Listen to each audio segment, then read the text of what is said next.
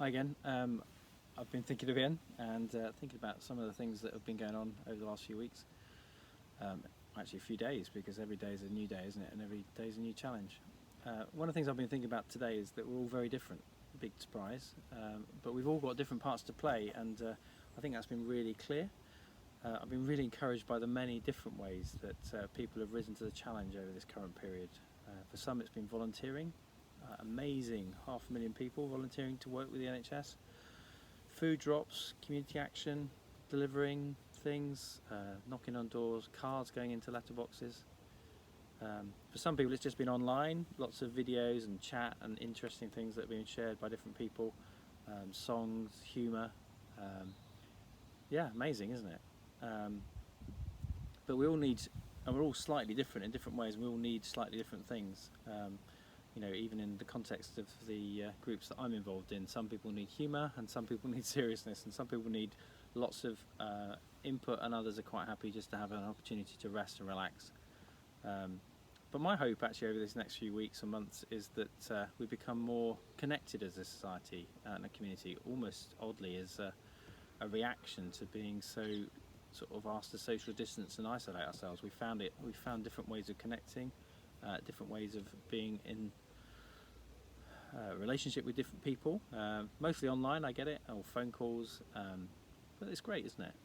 And it's reminded me of a Bible passage which was about the body of Christ, and or the body, the church. So, and it's from 1 Corinthians chapter 12, where it says this: there are different kinds of gifts, but the same Spirit, and He distributes them. There are different kinds of service, but the same Lord. There are different kinds of working, but all of them, and in everyone, it's the same God at work. Now to each one the manifestation of the Spirit is given for the common good. To one, through the Spirit is a message of wisdom, to another, a message of knowledge, by means of the same Spirit, to another faith, to another the same Spirit, to another gifts of healing, to another miraculous powers, to another prophecy, to others distinguishing between gifts, to others speaking in different kinds of tongues, and to still others interpretation of tongues. All of these are the work of the one and the same Spirit, and He distributes them to each one just as He determines. So just as a body, though one has many parts, and all its many parts form one body, so it is with Christ. For we are all baptized by one Spirit into form one body, whether Jews or Gentiles, slave or free, and we are all given the same Spirit to drink. Even so, the body is not made up of one part but many.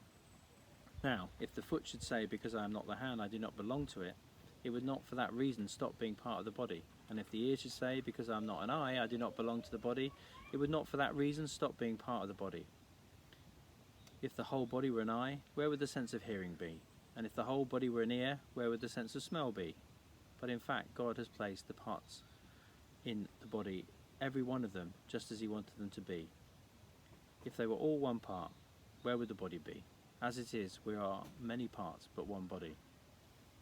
And realistically, that's true. You know, we're all different, aren't we? And we all do different things.